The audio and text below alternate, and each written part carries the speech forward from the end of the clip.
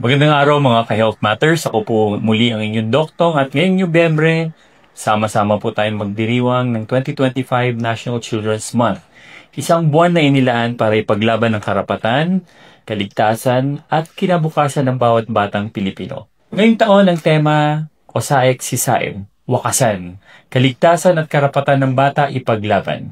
Ito isang paalala sa atin na ang panganib sa bata ay dumadalo na hindi lamang sa ating mga kalsada, pero ngayon ay nasa loob na ng kanilang mga tahanan, sa internet, sa kanilang cellphones at digital na mundo.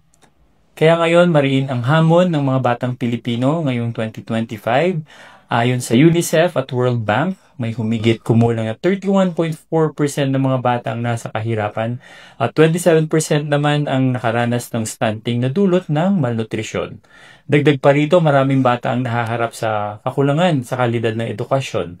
Sabi pa nga nila 9 sa 10 batang nasa grade 5 ay nahihirapang magbasa sa kanilang mga inaasahang antas. So maraming batang Pilipino ang hindi nakakatanggap ng tamang nutrisyon, sapat na bakuna o sapat na edukasyon. Lalong naging matindi itong epekto dahil sa epekto ng pandemya. At ang mga problemang ito ay nagpapahina sa kapasidad ng mga bata na lumaki at magtagumpay. At nagdadagdag pa yung panganib kapag may iba pang banta, gaya ng pang-aabuso online.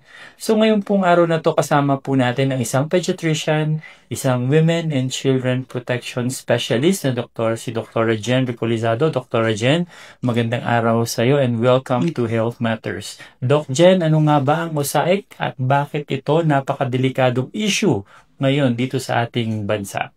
Ang OSAIC po, or itong tinatawag nating online sexual abuse and exploitation of children, ito'y tumutukoy sa iba't ibang anyo ng pang-aabusong sexual laban sa mga bata gamit ang internet.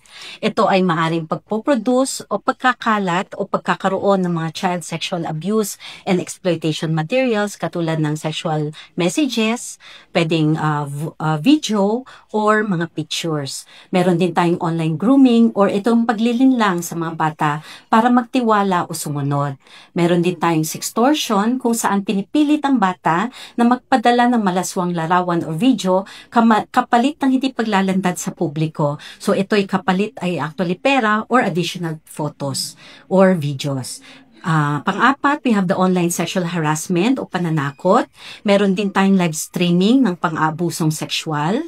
At meron din tayong pag-exploit ng mga bata sa mga online na commercial sexual acts. Doc Jen, thank you sa mga information na yun. Ano naman yung mga red flags na dapat bantayan ng ating mga magulang at ating mga guro? Narito po ang ilang mga malalaking palatandaan. So pag meron kayong napatsing biglang pagbabago ng ugali, pagiging mas tahimik or irritable or aggressive ang bata, pagiging malihim tungkol sa ginagawa sa internet, or pag-iwas sa mga pag-uusap tungkol dito.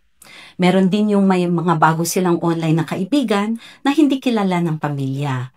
Meron din yung biglang pag-alis nila sa social media o sobrang addiction dito.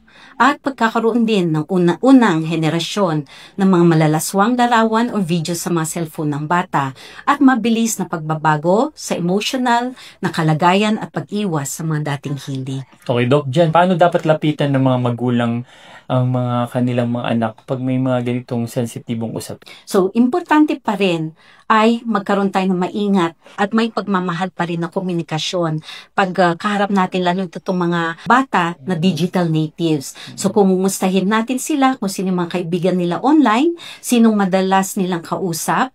Pangalawa, pwede natin tanungin kung anong ginagawa nila o ginawa nila na nakakatakot. Alamin din natin kung paano proteksyonan nila ang sarili nila online, and kung may mga humihingi ng bagay o larawan na hindi nila gusto. Gusto nating iparamdam sa kanila na sila ay laging ligtas, na pwedeng magsalita sila na walang takot ng parusa o pag-uusig. Okay, Doc Jen, ano ang mga pinaka-epektibong paraan para maprotektahan natin mga bata online? Para sa mga magulang at guro, so lagi nating in-emphasize, dapat may good communication. Mag-set tayo ng mga age-appropriate boundaries sa internet at social media use. So kung pwedeng sabihin natin, 2 hours ka lang na maggagamit ng social media use. Pangalawa, gumamit ng mga parental controls sa mga devices para hindi nila ma-access yung mga pornographic websites. Pangatlo, turuan ng bata tungkol sa privacy settings at tamang pag-share ng impormasyon.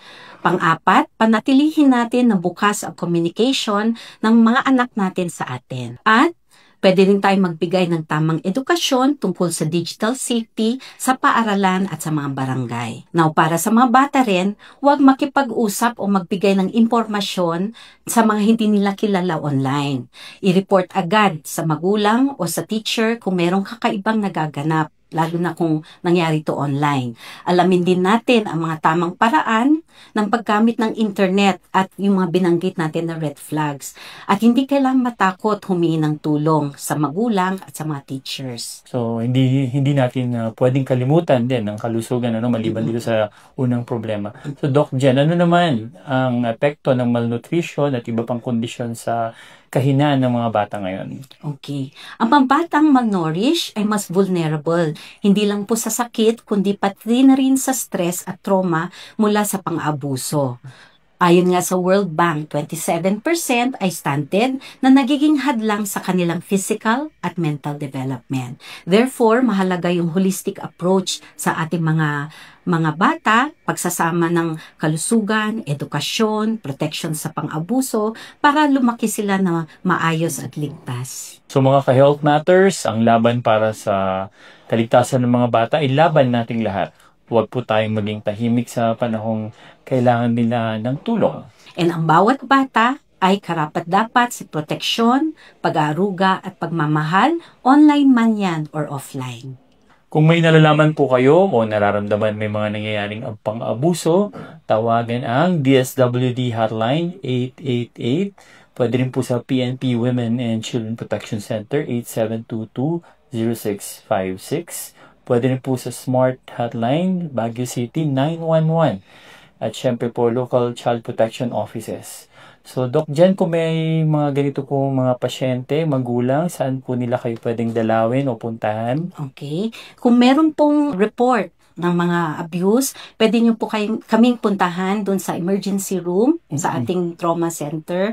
So, nandun po kami, BGHMC, WCPU, Women and Children Protection Unit. So, maraming salamat po sa inyong oras, Doc Jen. Ito po ang Health Matters. Po si Doc Tong at Doc Jen. Kasama mo nyo po kami sa laban para sa kinabukasan ng mga batang Pilipino.